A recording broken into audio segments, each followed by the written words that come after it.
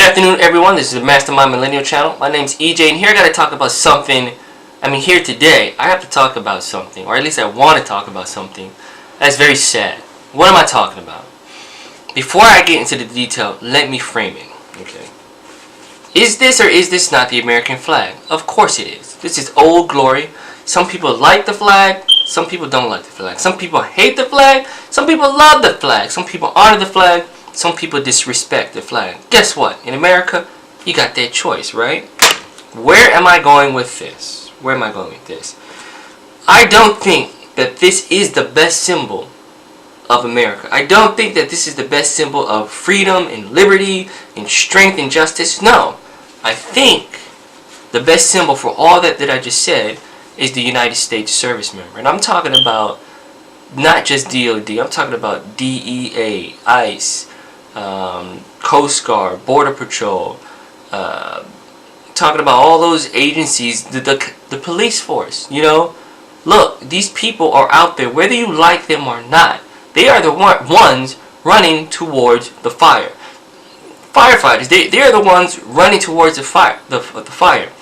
Police, they're running towards the bullets, you know.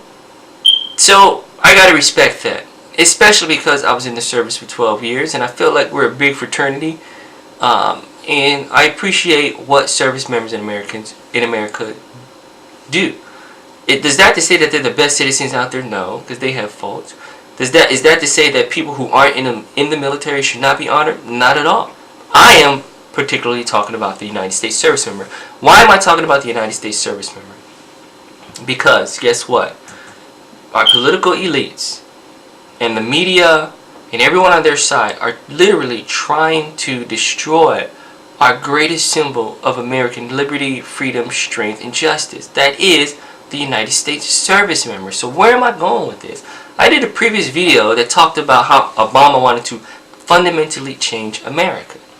And I said, you know what? He wanted to push largely the LGBTQ agenda, forced it down the throat of the military. Why? Because as citizen soldiers or service members, you can't say no. If you do say no, you better be willing to fight, or you just might find yourself jobless or in a heap of trouble.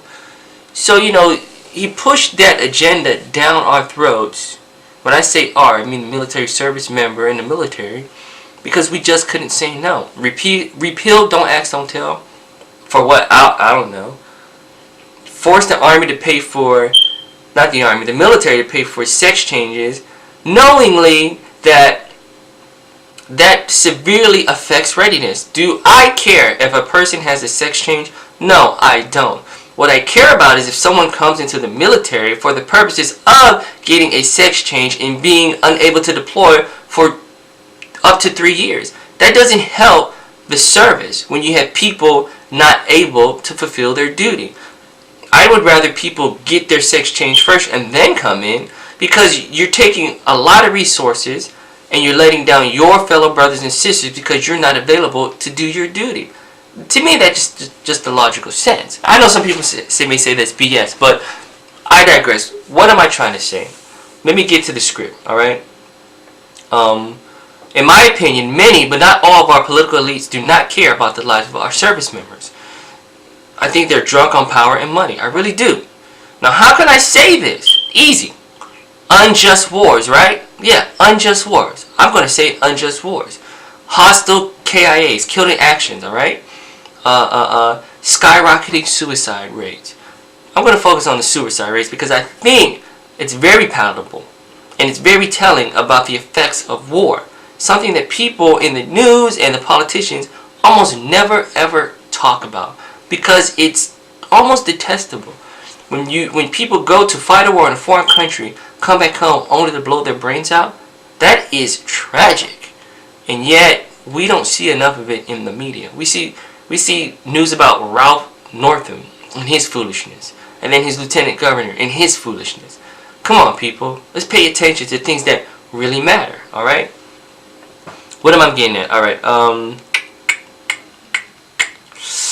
Look, I'm gonna focus on suicides here. I can't stand CNN. I really can't. But they did some good news the other day. On the 2nd, one of their Pentagon correspondents by the name of Barbara Starr wrote an online piece titled U.S. Special Ops Suicides Triple in 2018. Now, that's not good. Okay? That is not good at all. What are the numbers? Let's see. According to SOCOM, Special Operations Command, Special Operation Units saw 22 deaths by suicide in 2018. That is triple from the previous year. What is going on? Now, some people may say, just because they're at war or went to war doesn't mean that's the reason why they why they committed suicide. No, it doesn't. But how can we actually really lean on that kind of logic when we are constantly at war? Not war in the homeland, war in some foreign place. Why? How can we say, well, war had nothing to do with it? I'm not buying it. Let me get some more numbers here.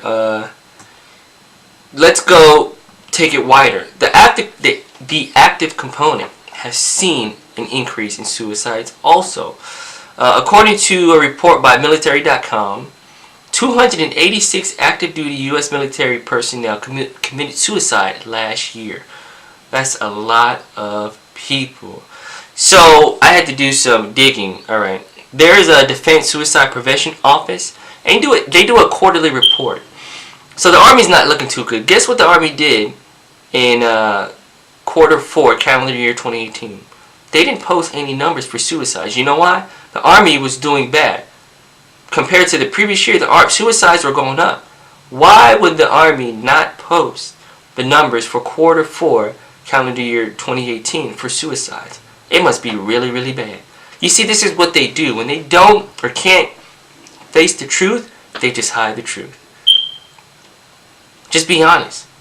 But they don't want the American people to know, because if we knew, we would cry foul and we would demand that our troops come back. Let's get into some more numbers here, alright? According to the military.com report, 57 Marines, 68 Navy sailors, 58 airmen, and 1,103 Army soldiers committed suicide in 2018. Alright? This could be one of the highest recorded numbers of suicides since 2012. It just keeps going up and going up. I know that this is a difficult issue, but I don't like these stories being buried by the media.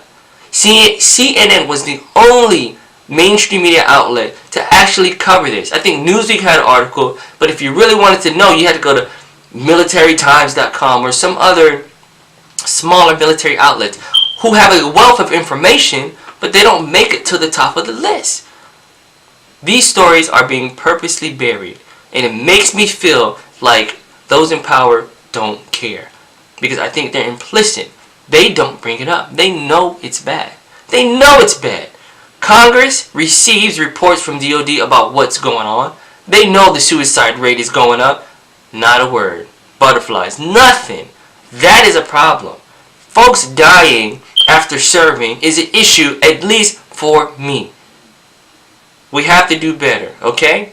I have a friend or friends that I contact because I don't want them to hurt themselves.